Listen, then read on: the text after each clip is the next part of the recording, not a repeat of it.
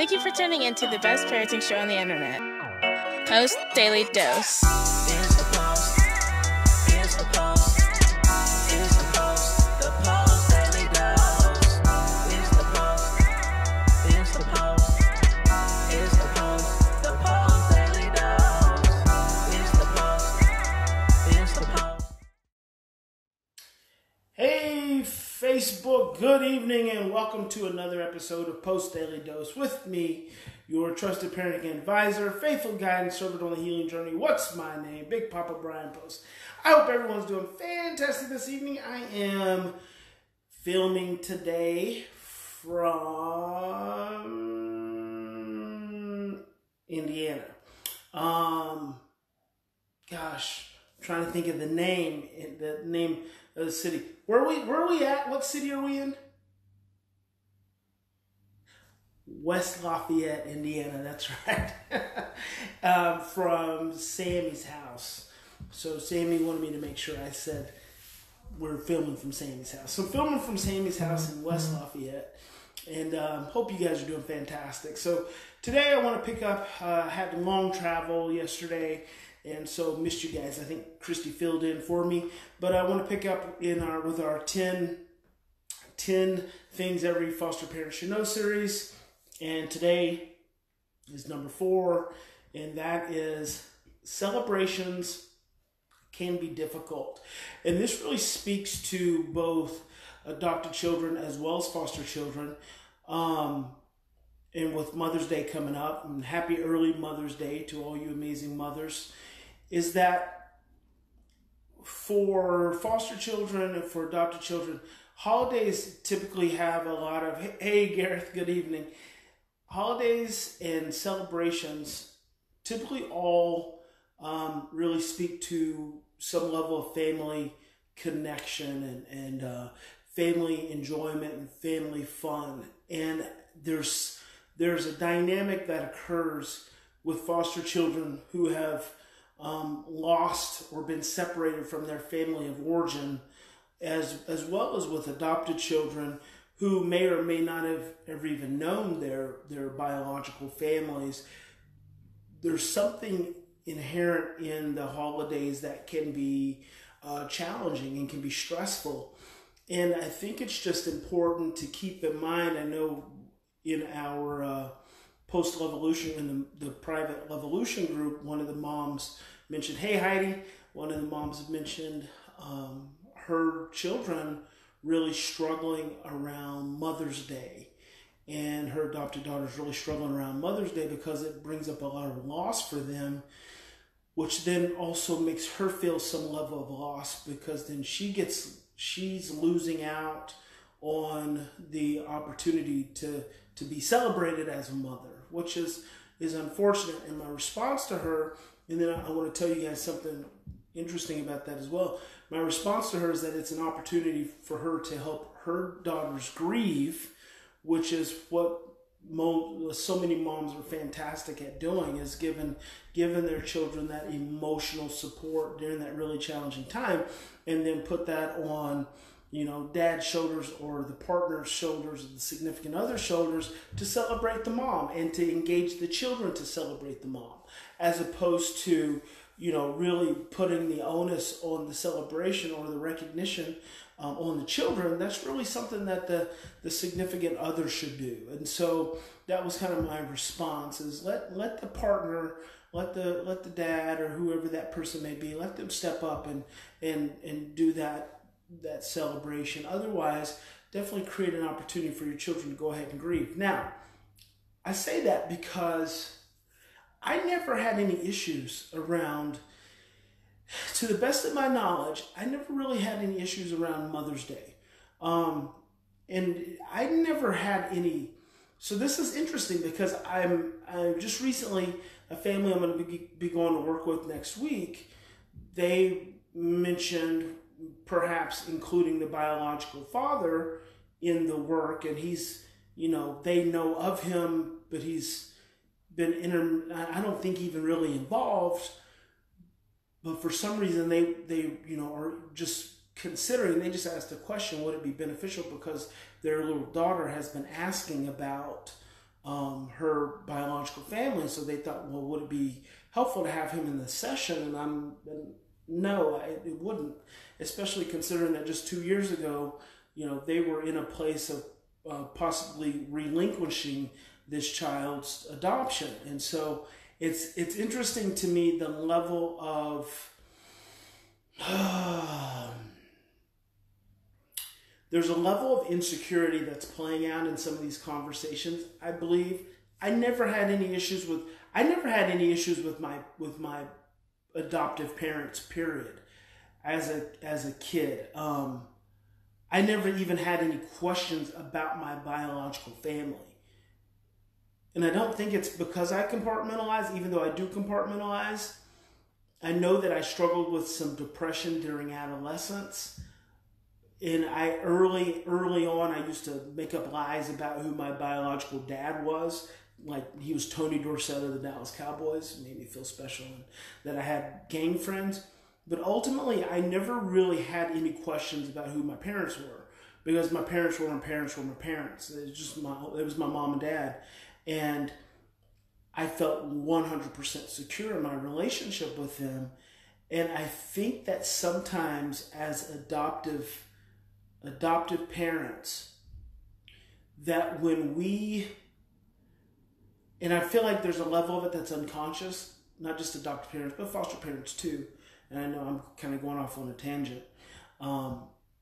When we don't fully, and maybe we think we're fully embracing our adopted children as our children, but maybe there's a level that doesn't feel quite confident.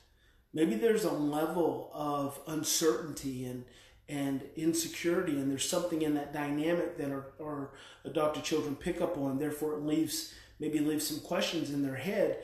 And I would say that my sister, on the other hand, did have questions about her biological family, and she expressed an interest in wanting to try to connect with them really early, whereas I never did. And so, but then again, she had a very insecure relationship with my parents.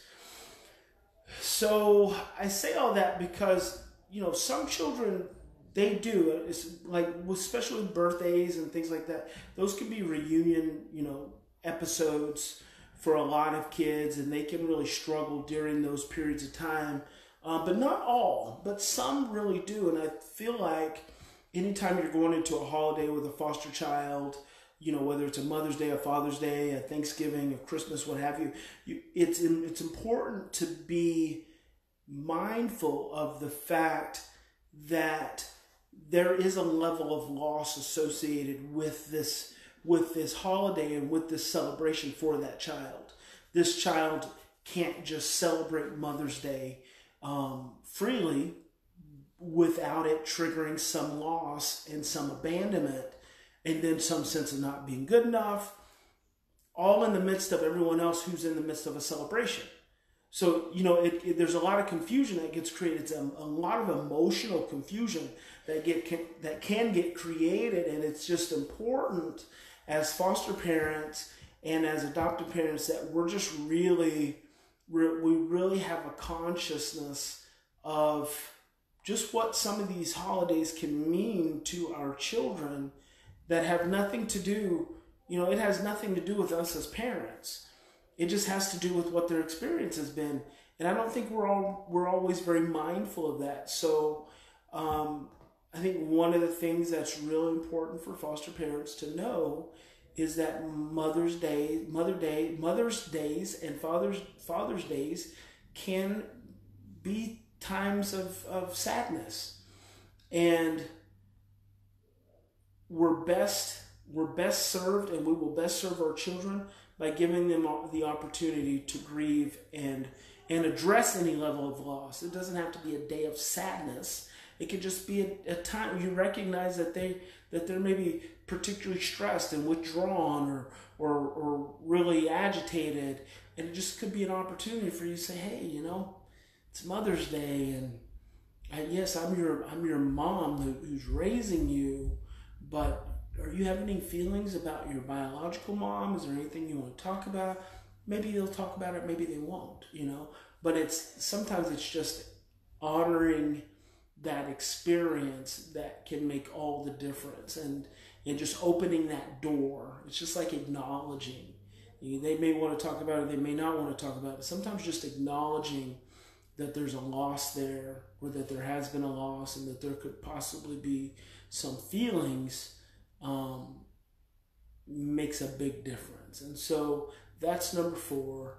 Just be mindful that holidays can be challenging times for your foster children and your adopted children, because they come to the celebrations with some level of loss, therefore some sadness. So Heidi says, so if our child knows his bios but doesn't have contact, should we encourage them to send them something? I have so many mixed, so, going back to what I mentioned about that child. No, I didn't want, I have no interest in including the bio families in that work. Here's the thing. If you have an insecure relationship with your adopted child now, the last thing you want to do is introduce the bio family. Introducing the bio family, in my personal opinion, is not going to create any additional security in your relationship with your child. It's probably, more than anything, it's feeding an underlying insecurity that you have in regards to your child and in your relationship with your child. In my experience, a child gets, when they meet their biological family, it just creates more stress and confusion. And ultimately, I feel like it's a setup for adoptive families to really get to that place of solidifying their relationships. And there have been many times, many instances where I have advocated in court that smaller children, 10 or younger, that they not have any contact, especially if it's a family where there was trauma and you have these supervised visitations and things of that nature. If a child comes back from a supervised visit and they're completely stressed out, that tells me that visit is probably not in that child's best interest. And so no, I wouldn't encourage them to send something, because you shouldn't have to, Heidi. The truth is, if the bio family was really interested and invested, you wouldn't have to encourage them to send something. So the very fact that you have to encourage them tells me I wouldn't encourage them at all.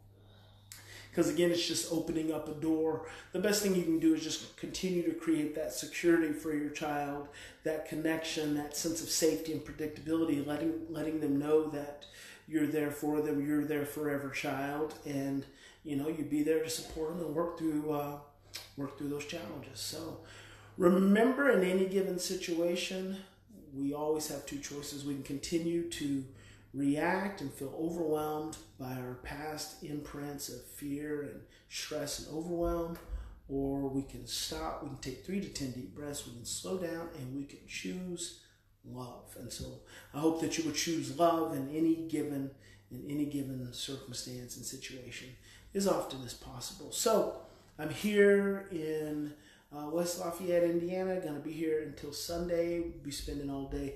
Been spending half the day with the family today, all day tomorrow. So I will catch you guys again. Happy Mother's Day. I will catch you all again on Monday. Be home Monday and Tuesday, and then on the road again to California. Be heading up to Eureka, California. So God bless. Big Papa loves you, and we'll be talking to you soon.